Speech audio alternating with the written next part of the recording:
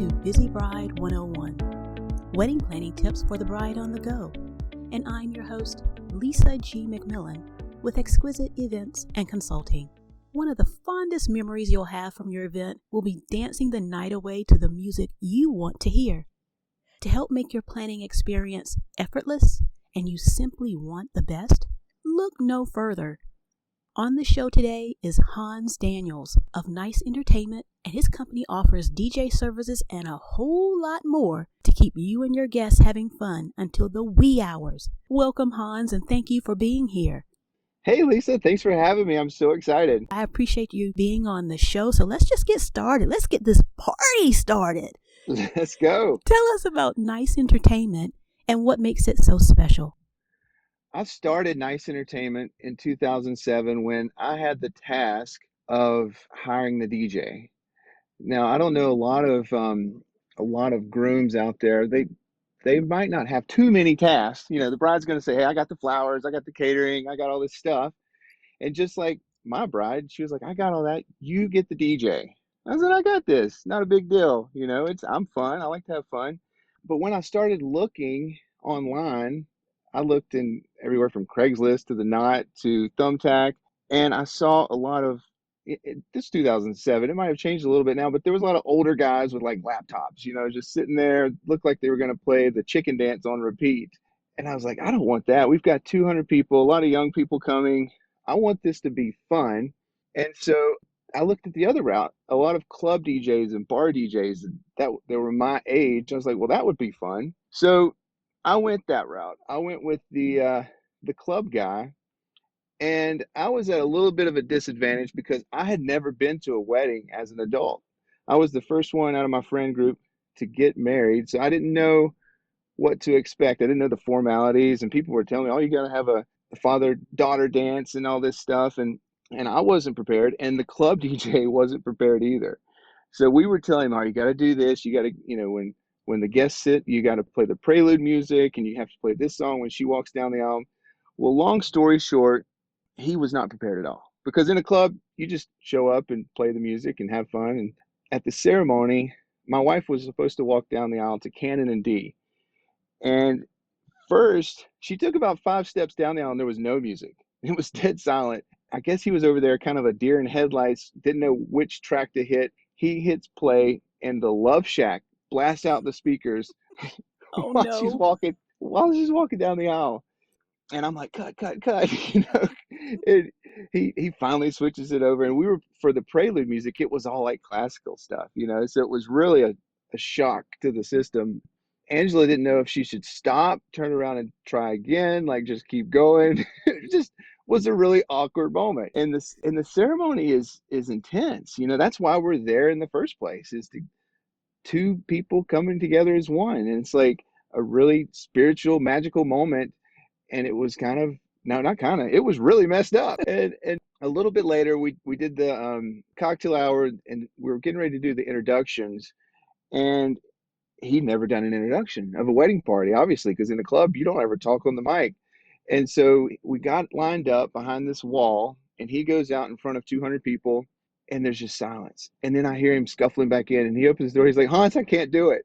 I was like, what do you mean you can't do it? He's like, there's too many people. I can't do the introductions. And he just got nervous. And so we ended up dancing a little bit. It was fun. I mean, it was, you know, we got married. That was the goal. But the next few months, the rest of my friends started getting married, and they went with DJs they found online. And it was either the thing was really organized and it wasn't fun, or it was just kind of like really fun and organized. There wasn't like a happy medium. And so there's a need in the wedding industry for somebody that knows what they're doing and is fun. By the way, I was also a club DJ. I was I was one of the shady club DJs before I got married, and two things happened. One, it was kind of frowned upon for me to stay out till 4 a.m. in a club after I was married. And two, I saw that there was a need. So I knew how to mix the music, and then I really dove deep in learning how to prepare for the wedding, how to read the crowd, because there's two age ranges. There's lots of different styles of music and things that you have to play, and that's where Nice Entertainment got started. And gosh, we've been in business. We've done over 1,000 weddings at this point. Oh, congratulations. Thank you. You mentioned earlier that the DJ pretty much froze and didn't want to speak because there were so many individuals. Do you find that now when you're talking with those DJs who may be interviewing with you or that you've just networked with, that they have that stage fright? It's a big thing, especially if you've not been trained properly. If you just go out on your own and just wing it, you're going to go down one of two rabbit holes. One, you don't say anything. You just like, hey, I'm just going to play the music, man. It's just going to be all about the music. Or you talk way too much and you think that the people want to hear jokes and just they want to hear you talk. So it's either the DJs that I see that have not been trained properly, they either don't talk enough or they talk way too much out of nervousness. Out of nervousness. Okay. Yeah, it can be. It's just a nervous, like they don't know when to stop talking. And that can be one of the components as far as if a bride and groom are inquiring regarding DJ services, they need to tell you up front if they're looking for someone who's more vocal or someone who's more laid back. Exactly. And a really good professional wedding DJ will have a range. We do shows for churches and stuff that are for kids that we're like a Mickey Mouse Disney production. We're like wide open and big and boisterous and but then there's some gigs that we're really cool and laid back and don't talk as much and you need to know the crowd and you're right, you need to ask the bride and groom what they want and what they're looking for. We have a little scale on our form in our client portal that says on a scale of 1 to 10, how much engagement are you looking for? Tell me, what is the secret sauce to making sure that you are reading the audience properly, to make sure that they are having the time of their life? So we have three steps that we at Nice Entertainment come up with. And number one is the bride and groom have a must play list and a do not play list. And we go into the wedding with that in mind. Two, and probably the most important, is we read the crowd. And that means that we play a song and we physically look with our eyes and watch the body language and watch the movement and see if they're singing along and see if they like it, and it's little tests and we're going down little trails and so that's step two is reading the crowd. And step three is the bride and groom. They have veto power at all times. If we're going down a trail and they don't like it, they can come up to the DJ and say, hey, you're playing 90s hip hop. We want you to play newer stuff. And we'll go, okay, high five, and we'll go down that road. There's lots, you can't come up with a game plan 100% ahead of time. It's got to be in the moment kind of deal. Tell me, so if I'm out there doing my famous Elaine dance from Jerry Seinfeld or something like that, and some of the other people are just in the corner just talking amongst themselves, what are you thinking as a DJ? Yeah, you've got to win the masses, and it can take a little time. Sometimes we'll do a wedding, and the first song we play, everybody sprints to the dance floor. It doesn't matter what the song is, they've just been waiting to dance. They're just ready to go. And sometimes, even me, I've DJ'd over 600 weddings personally. I'll press play on the first song, and nobody comes out. And I'm Yep. like, okay. And then I'll play the second song. So there's a little secret that we do there. I don't know if I can give out all my secrets. I don't know who's listening, but here's one. If nobody dances for the first few songs, play two slow songs back to back. And here's what happens. When you play the first slow song, everybody dances. Any guy can just do the middle school sway to a slow song, right? And they've been out there. And then if you play another one, mix it in smoothly where it just keeps playing. At this point, they've been on the dance floor, standing there, hopefully dancing a little bit for a long enough time where they feel comfortable. And then that third song, you hit them with just a hot song that everybody's going to dance to. And usually 75-80% of the people will stay and just keep dancing. And then you just roll with it. Good. Love that. What would you say are the 4 essential items that a bride or a groom need to consider when hiring a DJ? Obviously, the number one thing that a bride and groom, well, not the number one, but a big thing that I hear is price. They want to make sure that it's in their budget. But I think more importantly than that is you need to know how many weddings have they done? How many weddings have you performed? What kind of equipment do you use? Nobody asks this stuff. They just think that all DJs have the same equipment, and there's a wide range in speaker quality and the sound that comes out in the microphones. Are they going to break up and sound weird? And the third, I don't know what number we're on, third or fourth, letter Z thing is the raw talent. And that's where it's really hard to see in a video or, a highlight film online. And I think the best way is just to talk to them and see if if you get a good vibe from them. When I think about a backyard wedding and some of the things that are going on as far as hiring entertainment and setup and stuff like that, what would you say is needed for a successful backyard wedding and hiring a DJ? Yeah, a couple things come to mind. Obviously, the number one is power. If you Mm. don't have power, then the DJ, it's not going to work. It doesn't matter how good his equipment is or how good his talent is. Power is key. We've done some weddings at vineyards and things where, well, first off, I did a wedding one time and I showed up and I now ask this is part of our questionnaire, but I showed up and they're like, yeah, the power is like a mile down the road. They didn't have any power. They didn't think about it. So that's the question that I always ask is make sure you have enough power. And if you need to rent generators, you can get them from Home Depot or Lowe's or whatever for the night. And it's like $150. So generators are always good. The other thing to think about is two things. One, the dance area. You don't want people dancing on the dirt. So either have like a dance floor or a slab of concrete if it's a big patio or something, but definitely a designated dance area that just makes people want to dance. The third thing is lighting to make sure that it's lit up enough either by ambient like uplights on trees or on walls or whatever that just makes it look brighter in the backyard. And also dance lights. Once dinner's over, once it's time to party, you flip on these dance lights, they move to the music, and people are just like, all right, it's go time. Boom. And it just creates that party atmosphere. I have noticed with a lot of my brides that they are torn between figuring out if they want to have a DJ or a band.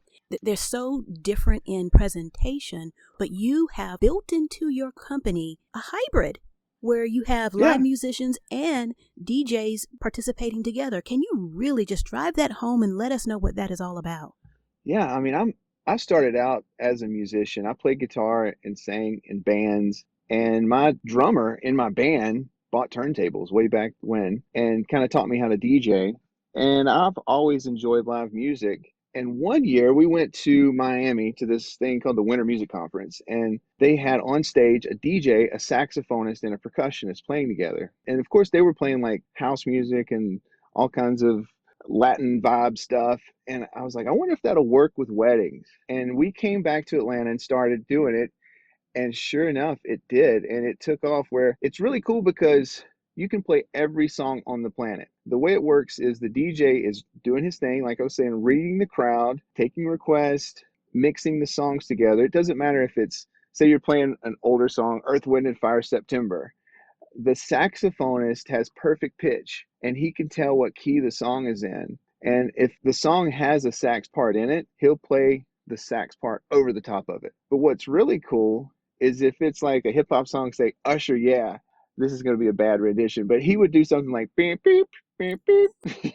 He would just do some funky riff on top of it. And the crowd, they love it. Like they see the interaction, the moving parts. There's actually people playing music. And I haven't even talked about the percussionist. So the percussionist that we have, my wife said that even if he doesn't play anything, he's entertaining to watch. He's got dreads. He's up there playing. Of course, he's super talented. This guy's played with Carlos Santana. Oh yeah, he's a legend. He also brings what he calls toys. He'll have a bag of tambourines and shakers that he'll pass out to the guests in the front. And usually by the end of the night, the bride or the groom will have a cowbell banging on it. So it's a lot of engagement and interaction. And it for the older guests that grew up with bands only, it kind of looks like a band. When you're looking at it, the presentation is a little bit bigger. And so it's not just a little DJ up there, it's like a little wider stage presence. But then I think that if people were weighing their options between a band and a DJ, a lot of the cons of having a band is they're limited in their songs. A lot of times they don't do the introductions very well. Sometimes they don't even do the ceremony. From what I've seen, it's because they've practiced their whole week, their whole life playing the actual song. They're not very good MCs. Probably the biggest thing is song selection. It's hard for a band to sound like Beyonce, you know? And there's one other service that you offer as well, the photo booth. That's been a lot of fun. We are by no means professional photographers and never will claim to be. But the reason we bring a photo booth to weddings is just entertainment. You know, the guests get in, the way ours, it's not the kind you get in and close the curtain. It's an open air photo booth. The guests go up and interact with this little kiosk. It's like a ring light, and it'll take 4 or 5 pictures automatically. There's no attendant with ours, and it'll turn those 4 or 5 pictures into a little GIF, like a movie thingy, and they text that to themselves. So the guests get it on their phone, they're laughing, they're having fun. But a really cool benefit is a week later, we'll get all those pictures together and send them to the bride and groom. So it's a great way to document everybody that's there. So, as a takeaway, you're not only just a DJ, you offer the photo booth as well as the live musicians that can play along with any of your DJs that you have on site. Absolutely. And we also have kind of a la carte musicians. There are 62 musicians. We've had really cool weddings where we'll have a cellist playing for the ceremony, a guitarist playing for cocktail hour, and then the DJ sax percussion for the reception. And the guests are just blown away with the entertainment. Full service, not just one dimensional from nice entertainment. You're thinking about all aspects of entertaining others and having them walk away with great memories and just a smile on their face. Absolutely. We look at it as if your wedding is telling a story. And just like every story, every book, it has different chapters. And so think of the ceremony as chapter 1, the cocktail hour is chapter 2, the dinner is chapter 3, and the dancing chapter 4. You can create each chapter to be unique in its own way, but all tie together. Of course, the decor and the flowers and all that stuff, I don't know anything about that. But the sound and the vibe and the energy and the music, it plays a big role. And we want to create each chapter unique. Now, of course, that's where budget comes into play. But when I say, hey, you can create this and everybody wants that, these musicians, it's going to add up in cost for each chapter to be with a live musician. Well, with that book, the end. And it's a book that you'll remember for the rest of your life. And what's really cool is not only you and your spouse, but all the guests that come. We call our mansion package, which is the package that's all inclusive, we call it the one-upper. Like if somebody's been to 10 weddings, which a lot of people go to multiple weddings now, we want to one up every wedding that they've been to. Challenge on. Yeah. Hans, tell everyone how they can reach you and how they can find you on the internet. Best way is to go to niceentertainment.com. There you can learn about all the packages, pricing, there's videos. Everything is at niceentertainment.com. Wonderful. Well, thank you for being on our show. It's so entertaining I don't believe I used the word entertaining. It is wonderful to hear from you. And I've worked with you before in Asheville, North Carolina. So thank you for coming from Atlanta to Asheville at that time. And hopefully we'll be able to do this again. Lisa, it's been a pleasure. Thanks for letting me be on your podcast, and I'll talk to you soon. Thanks for listening to Busy Bride 101, wedding planning tips for the bride on the go. To keep up with us and learn more tips, follow us on Instagram and on our YouTube channel at Busy Bride 101. Subscribe to get notified of new episodes and to share with your friends. Always remember, your wedding is for the two of you.